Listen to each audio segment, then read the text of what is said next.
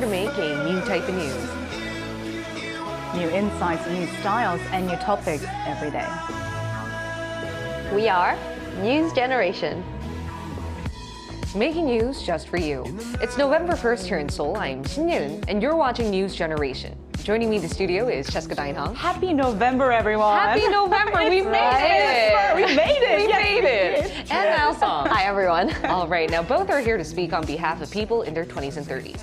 As usual, let's start with our news feed, which covers different hashtags and news items that have been trending on social media over the past 24 hours. Now, have you ever heard of 제사? It's when family members gather together to commemorate and grieve their deceased ancestors, mainly by preparing their favorite dishes. Though 제사 is a big part of our Confucian-rooted traditions, it takes a lot of time and effort. Recently, a survey of 1,500 adults found that a majority of Koreans are considering skipping 제사 as a whole or finding other convenient ways to commemorate their relatives' death anniversaries. To be exact, 6 out of 10 said they no longer are planning on doing these memorial services. Moving on, K-pop has garnered massive popularity globally. Some experts believe that that's why we're seeing more of the genre songs include English lyrics. One expert specifically analyzed all the K-pop songs that made it to the digital top 400 chart in the beginning half of this year. The latest songs had 18.9 percentage points more English lyrics than in the year 2018.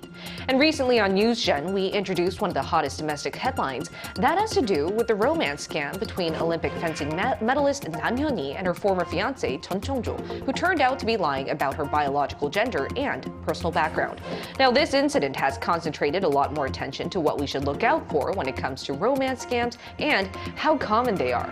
According to the National Intelligence Service, there were 281 romance scam incidents recorded from the years 2018 to 2022, and the amount of money involved in these cases surpassed $67 million.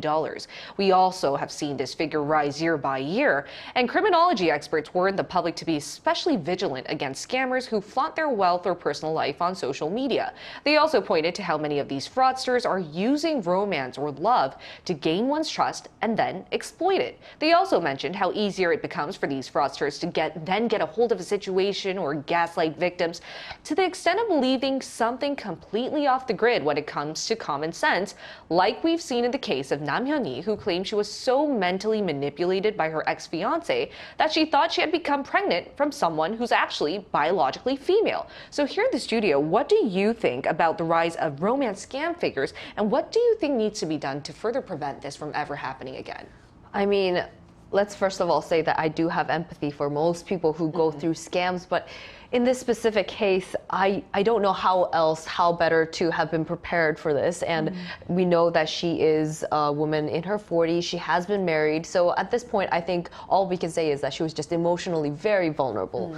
And all that to say, I think maybe we should offer more courses. I know it sounds kind of weird to say we should offer courses, but to have more knowledge when it comes to manipulation, when it comes to gaslighting, when it comes to personality disorders, more psychology background when it comes to, scams and things like that. So maybe having that in our mandatory education might help. That's a very good idea, because after I've read into this article quite a few times, and a lot of psychology experts are saying that's why gaslighting is so scary. You never really know how to look out for it. You need to know the red flags in advance. So maybe if we include that in our actual education curriculum, that can make us better aware. Where do you stand on this issue, Jessica? I definitely agree with Niall on the need for the education, because there's a very famous saying in the psychological field that the people who get therapy are never the assailants. It's always the victims who get the therapy, even though it's the assailant who needs to get the therapy to fix their behaviors or fix their traumas before they inflict pain on others. So one of the things that I think happened when it comes to romance scam, and the reason, as criminology experts say, it's actually one of the oldest criminal sort of fraud cases, using love and emotions in both genders. So I think one of the reasons that is rising and it's becoming, more manipulative is because love is such a tricky emotion. I think a lot of the things that these people do is they completely shut out any room for questioning. Because once you question the legitimacy or the background of your partner, the partner goes on to say, you cannot do that. You shouldn't do that if you love me. You must not love me.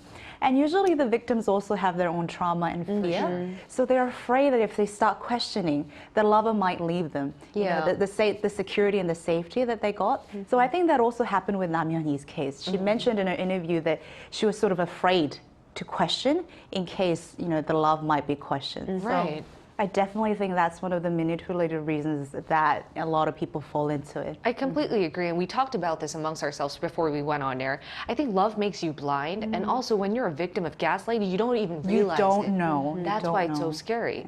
Now, that was our news feed for this Wednesday. Let's now switch gears to our main discussion topic of the day. Over the past 2.5 years, we've seen a popular trend among millennials and Gen Z, and that's becoming an organ donor. My AI voice secretary explains in detail. Jiang Hee-soo died in August, but she saved 6 other people, all thanks to donating her organs. Only being 23 years old, Jiang had dreamed of becoming a baker, but one day she fainted in her house and never came out of a coma. Her parents remember her as a bright, bubbly daughter who would have wanted to help as many people as she could if she had lived longer. That's why they have decided to donate her heart, lungs, liver and kidney. There's many aspiring Gen Z donors like Jiang these days. According to one of the biggest organ donation organizations in the country, nearly 3 out of 10 organ donor applicants over the past 2 years were in their 20s. Next in line were those in their 40s, then those in their 30s. Nowadays, we're seeing a lot of young donors these days like Hee-soo, especially compared to our parents' or grandparents' generation. And here in the studio, Cheska, what do you think some of the reasons are for that? I think there's both a social and cultural factor. To start with, I think our generation has definitely experienced some unforeseen and unexpected tragedies that sort of hit the younger generation. I'm talking about the Sewol incident, and of course we just commemorated the first-year anniversary, but the Itaewon Stampede. And I think what we experience from these tragedies is that death is omnipresent, as unfortunate as it is, and that it can happen to anyone, anywhere, at any time. And I think that sort of revelation and realization sort of made us aware that maybe it's better to prepare in advance for something that might happen. I think another thing is definitely cultural. So our generation is rightfully classified as, quote, radically socially active. So one of the things that our generation's key trait is we really care about the world, the environment, the human rights. So I think in that lieu of the things, I think our generation definitely is very keen to sort of, I guess, donate and support other people. Yeah. Are there any other reasons you think? Yeah, I mean, watching it on TV, reading about it, growing up, people like Hee-soo, they're having people who have saved other people's lives, and it's kind of considered noble, right? And I think that media exposure definitely helped. But some are saying it was since COVID that actually made it a little more popular as the application process became a little more accessible as it became accessible online. Before, a lot of the religious organizations or hospitals would take in the applications, but nowadays you can go online and fill out a form and send it in. And I think with our generation, being easy to access online is a key thing. I think accessibility really helps people in actually making this difficult decision. Also, as we mentioned in our previous episodes, I also think it has to do with our generation being quite fixated on the concept of well dying. So I think this is one step they might want to take in order to achieve that, well dying. Now, are there any stats or figures to back the statement up that you guys just made here that shows that youth are actually signing up or becoming organ donors to the point that it seems to be a growing trend among millennials and Gen Z? Yeah, and I was very, very surprised when I found this out, and it's definitely reflected in the recent statistics, and I'm very actually excited to show you this. So let's take a look at the screen. So for the past 2 years, there have been around 200,000 new organ donor registers. Now, of those people, check this out, almost half was made up of 20s and 30s. And now even within that group, if we split the 20s and 30s, the 20s were the highest among all age groups. I'm talking about all the way up to the 50s and others. The 20s were highest at 28%. Now, and you can see the stats already compared to other age groups, but this was actually super interesting for me because, I mean, think about this. The 20s are the youngest age group, and they're already thinking about donating the organ and death. Right. So I was expecting the ratio to actually level pretty equally throughout all age group, but surprisingly that wasn't the case. So this is a very clear, distinctive trait of our generation. For sure. Now, what about you guys? You guys are speaking on behalf of people in their 20s and 30s. So I would like to ask, are you ever considering becoming an organ donor one day? So I actually already am. Wow, that's really impressive. Yeah, I'm an organ donor. Not yet. I am pledged to be an organ donor. In the future. future. You still have your organs, right? Yeah, I have my organs in double-check. here. It's all healthy. But what happened was that on my college campus, there was a campaign for it, and I didn't really think twice about it. It was a very natural thought to me. I figured just logically, if I'm gonna die, might as well help other people. so And nice. I know it's kind of a traditional way to think to not hurt your body or harm your body even after you die here in Korea. But actually my grandmother also donated her body to science. She donated her body after she died to Joseon University for anatomy classes. And that happened at a quite young age for me. So I think it came really naturally. And I also have family members who have benefited from organ donors, who's gotten liver transplants and saved their lives. So it's all in a very positive light. And I must say, it is a little bit shocking for those who are remaining, the family members at the funerals, because they take the body away from the funeral home straight to the hospital. And so you don't really get that kind of closure of the burial. But it's doing incredible things. I think that's a great point you mentioned. A lot of people are conflicted as to whether they want to be an organ donor one day, especially family relatives, given that the way, and you know, if you're in the ER, it's really busy, though you try to be very careful with the body, still you have to be saving another life. That's why people are worried about... Time is really of essence when it comes to organ donation. Yeah. Exactly. That's why I think a lot of people are conflicted. But as you mentioned, Niall, once you witness how many lives it can save, I think it does play a very respectable part. Where do you stand on this issue? I think Niall mentioned something very interesting. I think family experience is very important, and I can speak for mine. Isn't as peachy and beautiful as yours, but I also have a family member who did sort of, I would say, forced, but gracefully forced me into it. So I didn't apply it in Korea. Okay. But when I was applying for my driver's license in the States, I vaguely remember, I think there was a checkbox of whether you wanted to organ donate. And my younger sister, who is practicing to be a surgeon, was right there with me. And she grilled me, really grilled me on the importance of organ donation and dedicating my body to science. Hear this, for people like her. So she was right there, so I had to check the box. But it wasn't anything emotional and nice. It was more like, you have to, because I need to practice on cadavers like yours. So it didn't come out from like your own choice, basically. You helped your sister out. I did. Yeah, put it at that. And many medical students out there who would like to practice on my cadavers. Yeah. Which is quite essential. No, it's a tricky question, I think, for sure. Now, I would now like to ask you now, as an organ donor, can you tell us the application process like here in Korea? Right. So there's this site in Korean. It's 사랑의 장기기증 운동본부. So this is for the donors. In Korean, the website is donor.or.kr. You can go online and they have an application ready. You can print it out, fill it out, and you have to send it in via mail.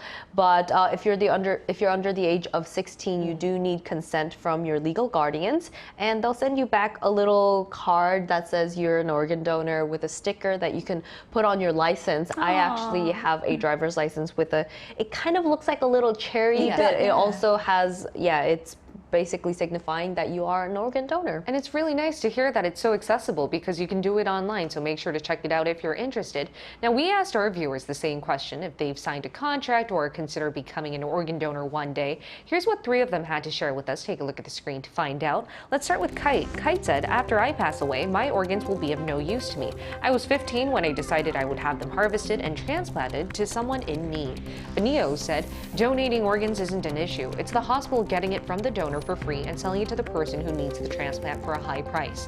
Tasmia sent, I want to be a donor, but I can't due to my health conditions and my past medical reports. Now, these are all valid points and insights from our viewers. And now we're going to include another global millennial in our talks who's quite enthusiastic about the concept of organ donation.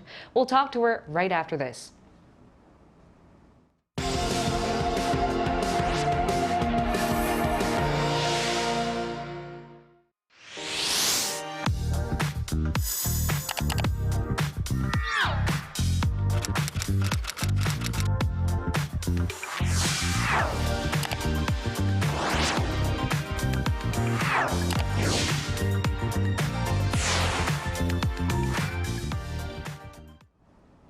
We're now going to include a fellow millennial who's actually considering becoming an organ donor one day. She's Jade Zina Humawas, currently living in the Philippines. Welcome back, Jade. Hello everyone. Hello. It's All nice right. to be back. Yes, great to have you back. Now, Jade, today we're going to be talking about organ donation, and I hear Yeah. you want to become an organ donor one day. Why so? Oh yes, I chose to become an organ donor because I want to offer someone the opportunity to live when I'm no longer here, and when my organs is still intact. And yeah, I think it feels the right thing to do is to help those who are truly need my organs as well. Okay. So in the studio, we talked about the application process of Korea. Now we're curious, in the Philippines, how does the application process work? And what are there laws regarding organ donations as well? In the Philippines, the process for organ donation involves using the online registration system provided by the Philippine Network for Organ Sharing, which operates under the Department of Health. So this process requires obtaining a lifeline organ donor card and filling out your personal information, including a contact person, maybe a family member or a close friend, a photo, and of course your signature. You also need to specify the organ and tissues you wish to donate. Regarding the legal framework, there is a law called Republic Act number 7170, known as the Organ Donation Act of 1991.